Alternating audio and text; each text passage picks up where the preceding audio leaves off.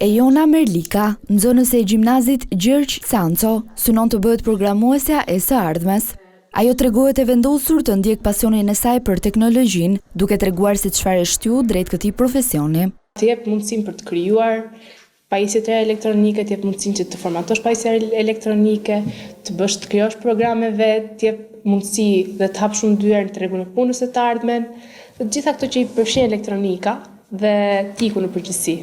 Ejona thekson se vit pas viti është rritur ndjeshëm numri i vajzave që zgjedhin drejtime profesionale të tilla. Ne lobojnë fort pjesën që për barazinë gjinore, lobojnë pjesën që nuk ka diferencim në bazë gjinisë dhe të gjithë jemi njësoj, gjithë do mësojmë njësoj dhe duke pash viteve të fundit teknologjia të vajzat është përhapur shumë, është edhe një mundësi shumë e mirë për të gjitha. Sipas të dhënave të Instat, gjatë vitit 2024 janë regjistruar 2616 vajza në arsim profesional, duke përbërë 16.9% të numrit total të nxënësve.